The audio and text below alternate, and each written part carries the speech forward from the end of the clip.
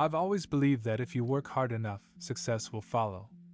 But somewhere along the way, I started to wonder if that was enough to build a life. A meaningful life. I had everything I thought I wanted: a beautiful wife, Emily, a job that paid the bills, and the respect of those around me. But deep down, something felt missing. It wasn't until I started pouring all my energy into my career, trying to climb higher, faster, that I realized what it was. I wasn't really living. I was existing. Emily, she was the love of my life. We had our struggles, of course. What relationship doesn't?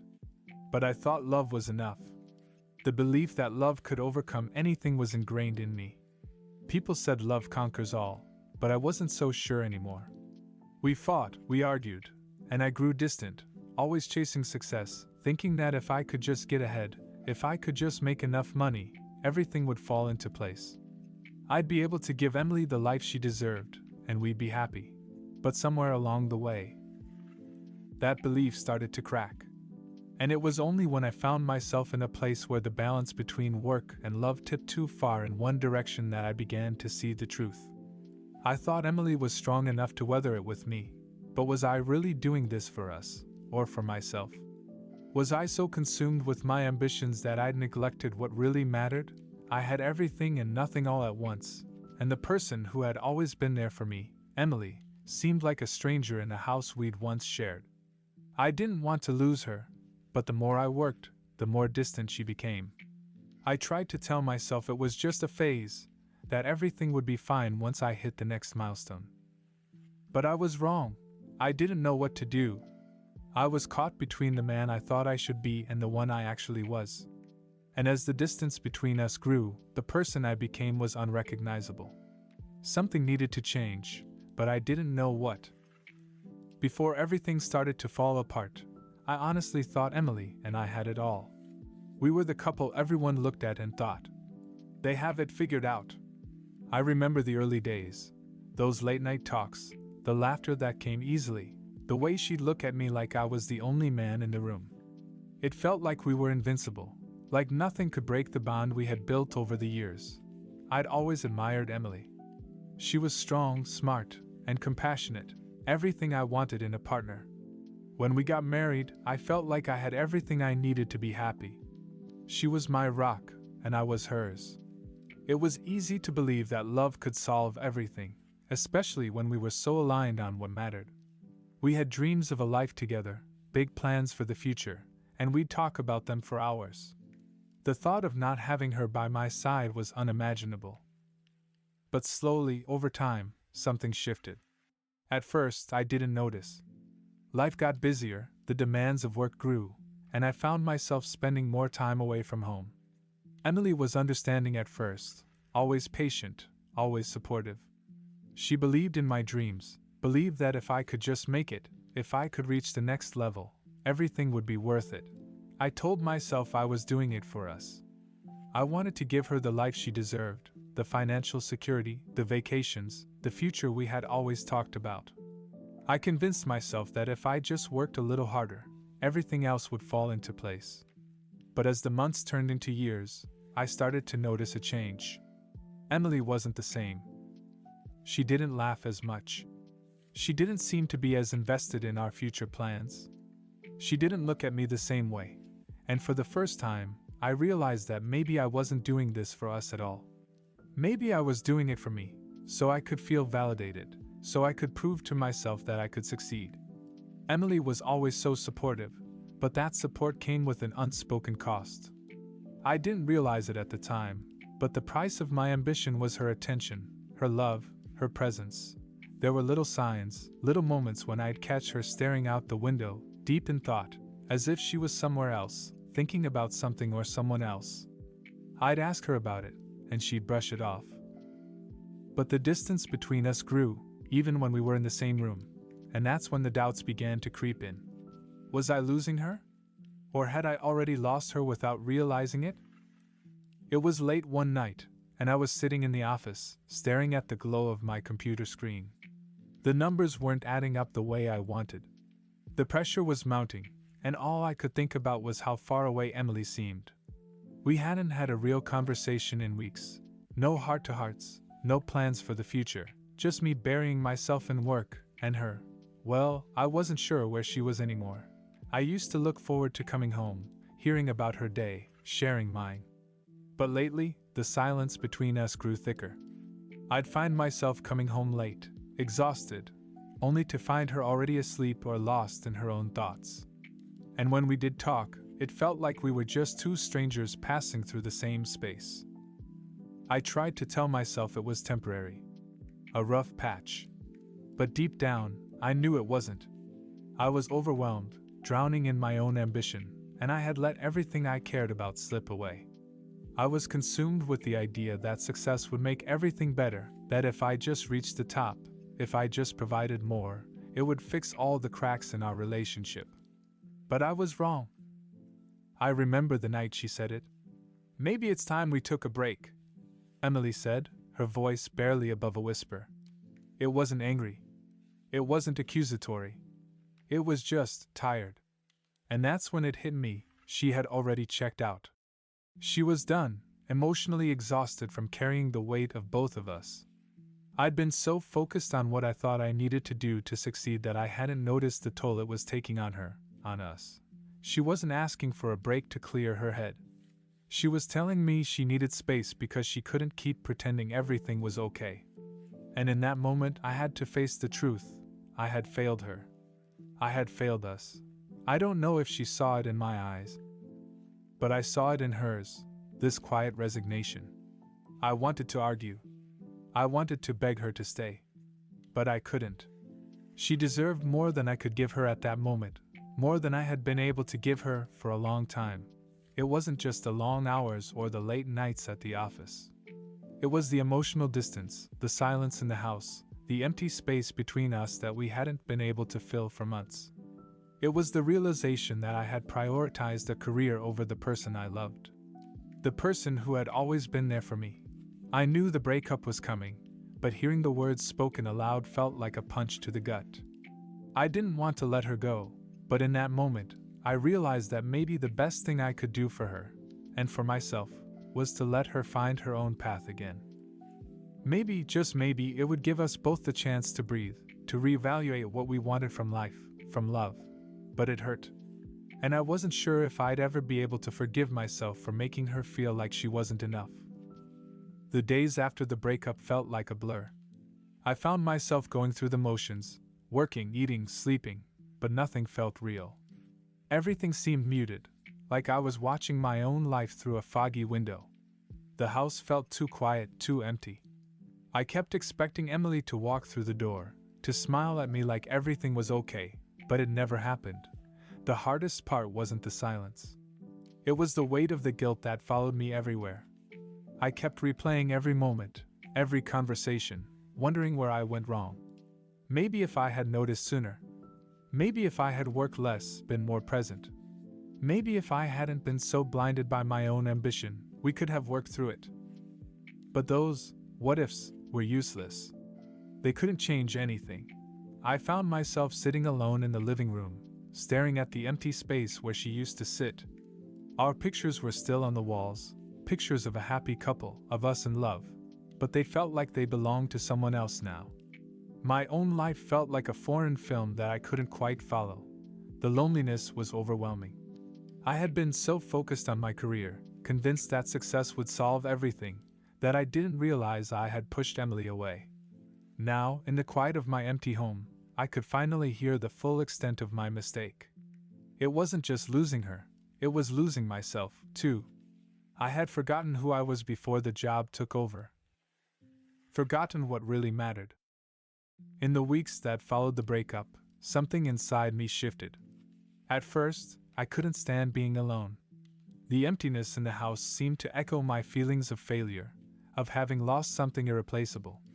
But as the days passed, I began to realize that maybe this time alone wasn't just a punishment, it was an opportunity. I started to take a long, hard look at myself. I spent hours reflecting, thinking about everything I had put on the back burner. Emily had always been there for me. She had supported me when I doubted myself, when I felt like nothing was going right. And I had taken her for granted. I had been so focused on my career, so consumed by ambition that I had forgotten how to be a partner, how to be present. I couldn't undo the past, but I could do something now. I could change. The first step was acknowledging my mistakes, which wasn't easy. I had to admit to myself that I had let my own insecurities and fears drive my decisions. I had thought that if I made more money, if I had more success, everything would fall into place. But I was wrong. The real happiness, the kind that lasts, comes from being connected to the people you love, from sharing your life with them, not from any career accomplishment or material success. I started making small changes in my life. I stopped working as late. I cut back on unnecessary projects. I began to spend more time with friends, reconnecting with people I had neglected. It wasn't about distracting myself from the pain. It was about reminding myself that I wasn't alone in the world. I had a support system. I wasn't the failure I had made myself out to be. In that time, I started doing something I hadn't done in years. I started living in the moment. I went for walks, I read books, I enjoyed meals without rushing. I learned to breathe again. I stopped worrying about the future and focused on what I could control, myself. I worked on becoming the person I had lost in the chaos of my career. I took responsibility for the mistakes I made with Emily and learned from them, but I didn't beat myself up for them. For the first time in a long time, I felt a sense of peace. Not the kind of peace that comes from escaping your problems, but the kind that comes from accepting them and choosing to grow. I was no longer running from my emotions. I was embracing them.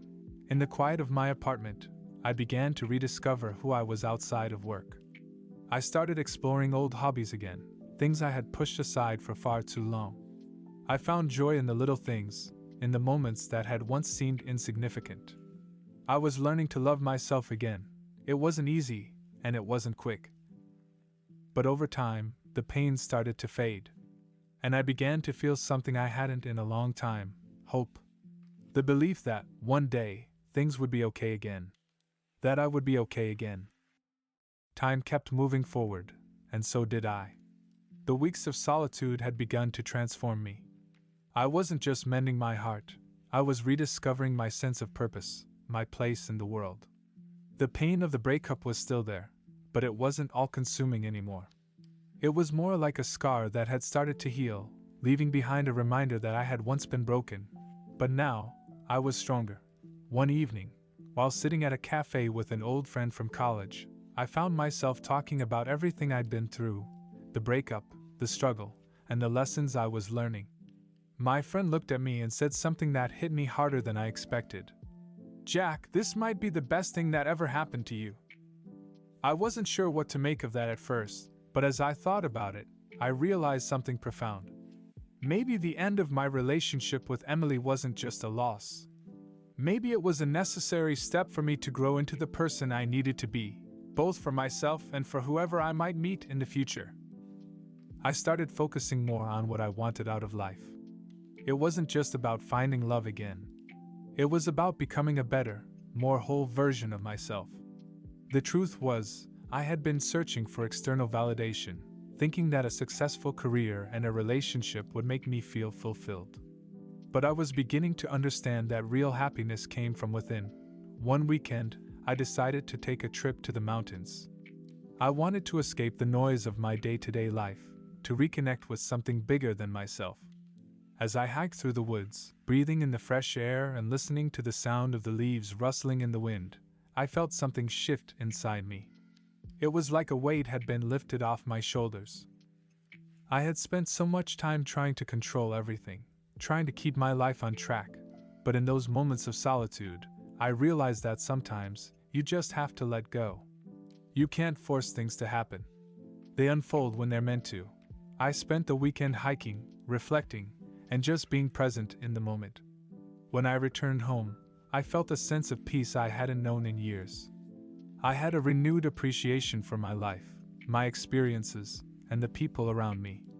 And for the first time in a long time, I began to feel ready for what the future might hold. As the weeks passed, I became more open to new possibilities. I started attending more social events, reconnecting with old friends, and allowing myself to meet new people. I wasn't looking for love, but I was open to it. I knew that when the time was right, I would be ready for a healthy, fulfilling relationship. But more than that, I knew that I needed to keep growing. To keep learning from my past, but not be defined by it. I wasn't perfect, and I didn't expect to be.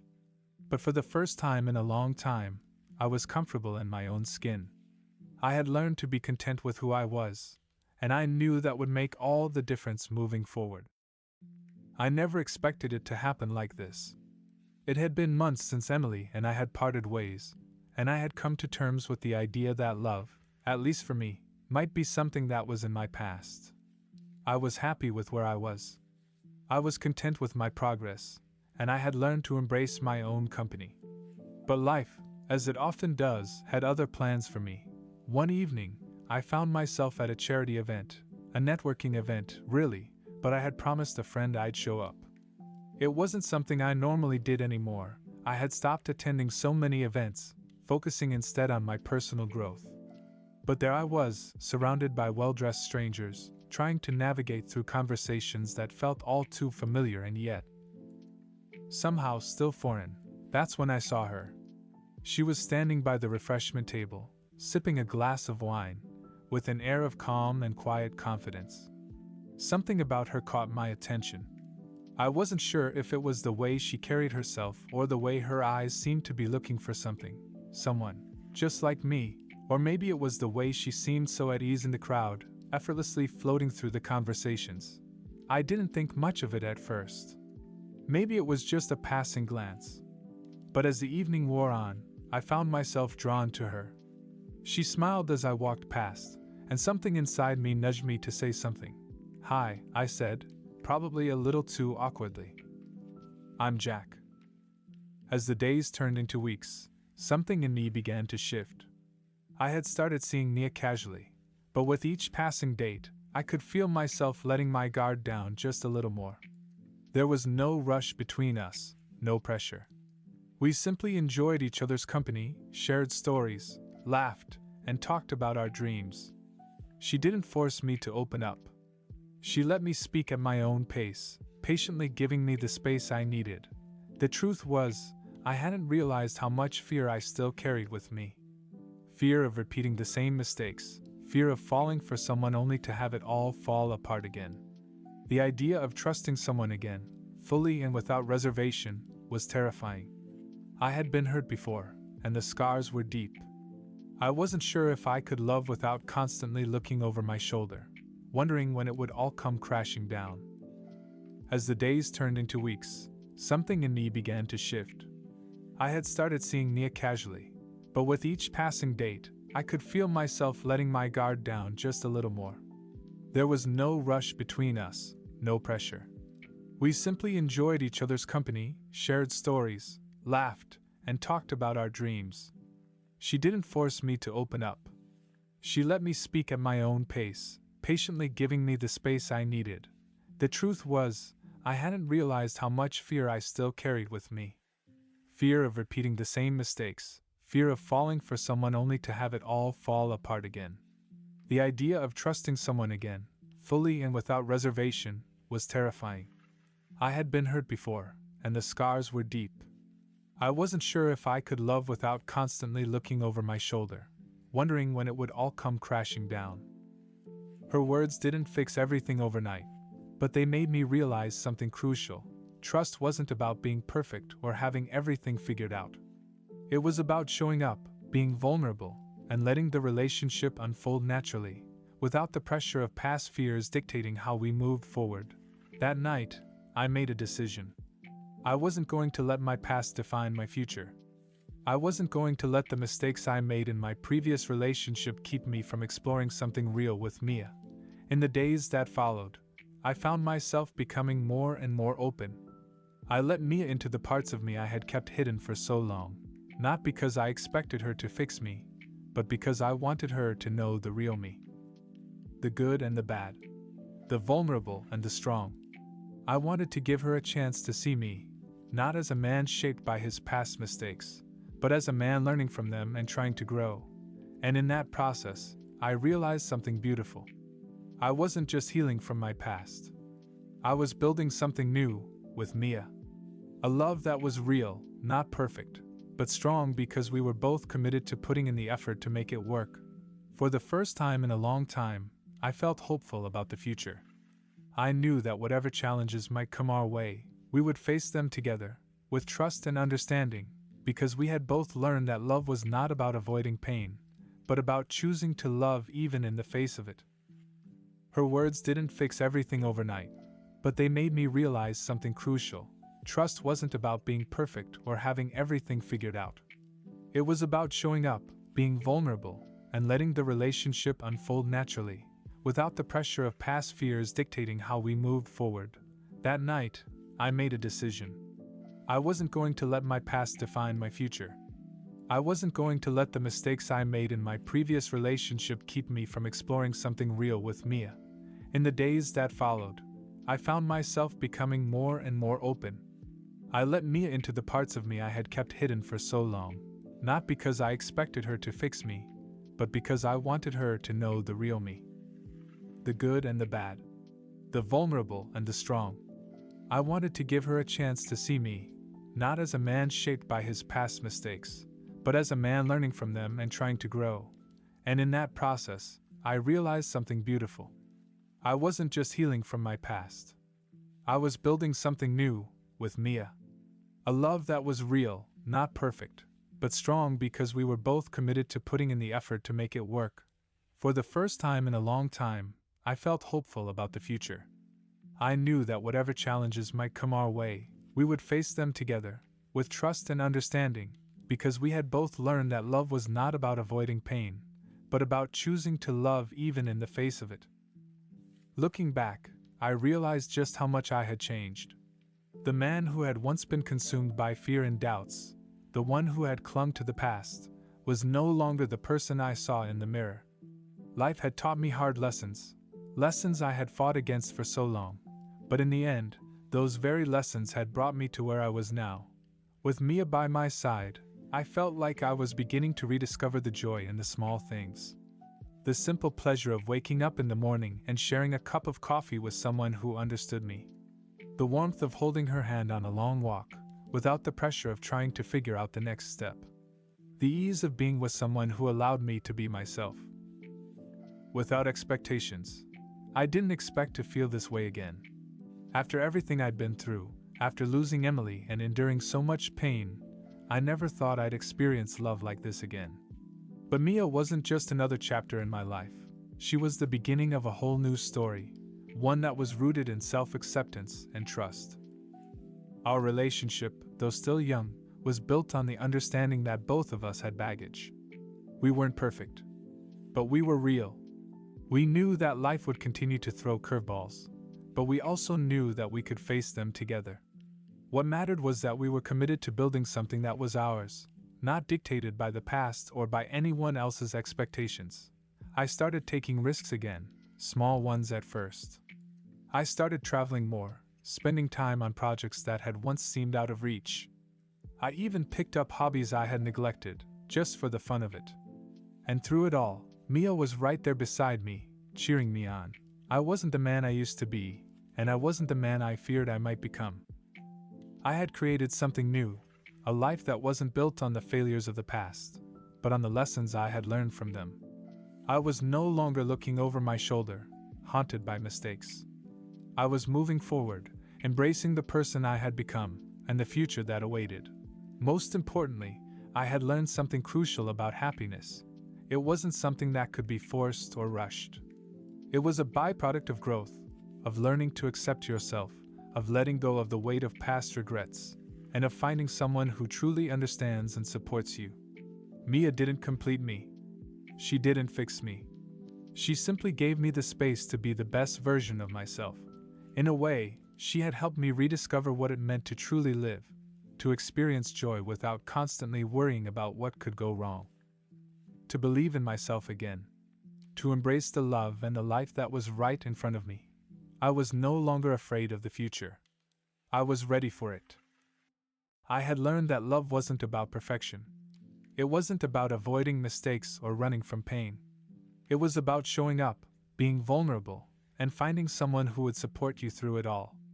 Mia had shown me that. She hadn't come to fix me or complete me, she had simply come to love me as I was, flaws and all. And in return, I had learned to love myself. For the first time in a long time, I was no longer afraid of being me. What had once seemed impossible, rebuilding trust, finding happiness again, had become my reality.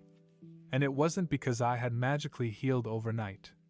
It was because I had taken the time to heal, to grow, to understand what was truly important. The path hadn't been easy, but I now saw that it was all worth it. Looking back at everything that had brought me here, my past, my mistakes, the heartache, I saw them not as things that defined me, but as stepping stones that had led to a better version of myself. I had let go of the bitterness and the fear. I had learned how to forgive, not just others, but myself. And in that forgiveness, I had found freedom. "I'm so glad I found you," I said to Mia, my voice full of gratitude. She smiled, squeezing my hand. "I'm glad you found yourself first." And she was right. In my search for love, I had spent so much time looking outward, hoping someone else would make me feel whole. But what I had finally learned was that I had to make myself whole first. Only then could I offer something real to someone else. Only then could I truly give and receive love. In that moment, I realized that the new beginning I had been searching for wasn't just about a new relationship. It was about the new me, the man who had learned to let go of fear, to trust, to love, and to embrace life with an open heart. And with Mia by my side, I knew I could face whatever the future held. I wasn't the man I had once been. I wasn't the man who had been scared of his own shadows. I was someone stronger, someone wiser, someone who knew that no matter what came next, I would be ready. And so, with Mia and the lessons I had learned, I stepped into this new chapter of my life, knowing that the future was full of endless possibilities. The past no longer had a hold on me. I was free to love, to live, and to be exactly who I was meant to be,